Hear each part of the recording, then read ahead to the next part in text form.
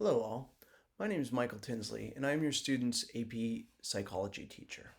I hope this video finds you well and your families well. I want to explain a little bit about the AP Psychology class that your student is taking and give you some tips for success as well as just describe what the class entails. Uh, the first thing I'd like to tell you is that on May 11th at noon, your student will be taking the AP Psychology test. Right now, it consists of 100 questions and 2 FRQs. Those are free response questions. I do want to spend a little time in the beginning talking about the challenges that we are facing currently with COVID-19. Um, if students are having a challenge with Canvas, they can talk to me or their teachers. And I suggest you get online and check out Canvas a little bit yourself. If they're having Wi-Fi problems or internet problems, I understand. It has been a challenge for some students, and we want to make sure that the challenges go down and they're able to access the class and Zoom meetings. Um, but if they are having challenges, please know that every day in our class, I post an agenda with things to do and links for what they need to do. And if they are unable to get online at that day, they are able to at least get on Canvas and do some of the work that's needed. Um, Let me get back to the class real quick. This class is an AP class, so there are the challenges of it being an AP class. For some students, some of my 10th graders, possibly 11th grade, this is their first AP that they've taken. The challenge with this AP is the fact that we are exposing kids to some very high level concepts within psychology.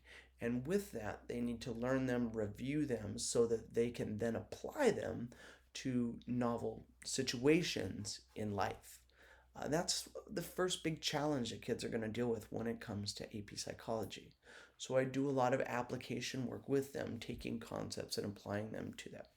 Um, if kids took ninth grade AP classes, sometimes they're used to the rigors of AP.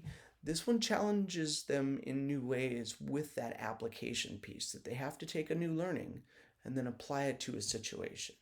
So whenever you can help your students through that, it's it's definitely going to bear fruit, all right?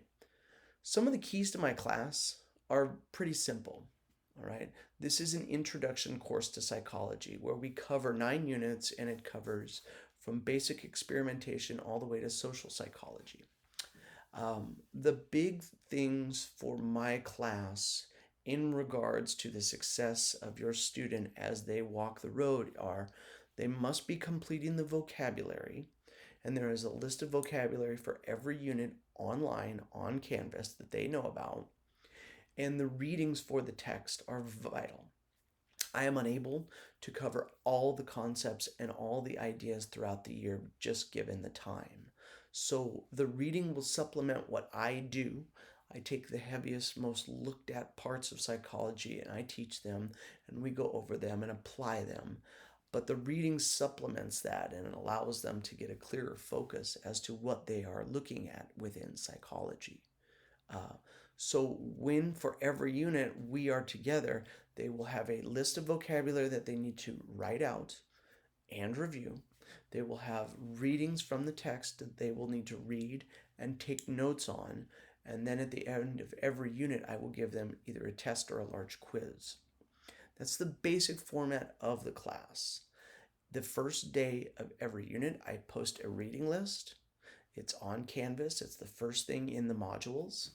They can go there at any time and look at that. I also have on Canvas the dates for each one of the tests for all 9 units. So it's all spelled out for them, but within that time, they need to be diligent in getting the readings done and making sure that the vocabulary is done as well. And then coming to class and getting the materials that I'm presenting them. Okay.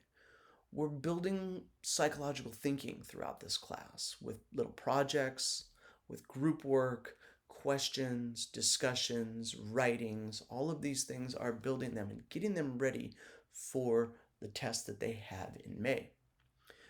As well, I'm working on some social emotional skills with them to enhance their control of themselves.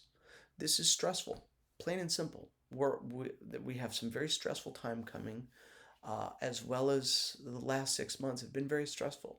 So, what I'm working on socially emotionally is them testing out theories and ideas and doing some reading on some of the stresses that are going on.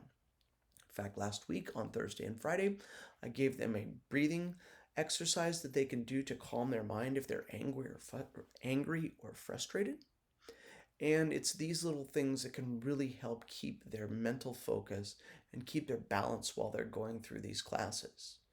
I know I might be just one of multiple AP classes, so your students deal with stress regularly. I get it. Uh, that's why it's my job as a psychology teacher to try and apply some of these interesting things to help them keep grounded and balanced and not overly stressed, as well as them getting enough sleep so that they can perform on a daily basis. It's really important that they get involved in class as well, asking curious questions, looking at the readings, and asking for clarification. All of these things will really help them as we get closer to the AP. And sometime around March, most likely March, I will start doing AP reviews to get them ready for the test, looking at released questions, doing the writing throughout the year, all the steps that we are going to take in order to get your student as ready as possible for this big AP test on May 11th. I just want to say in closing, please, if you have any concerns, you can reach me at mtinsley@lbschools.net.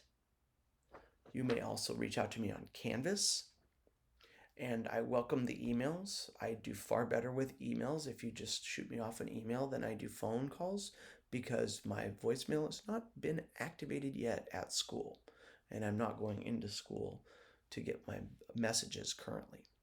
So an email really does help. So last thing is, if your family runs into any troubles, please reach out. Okay, please contact me. I want to accommodate your student. I do take late work. I understand the challenges of not being able to get things in on time due to circumstance.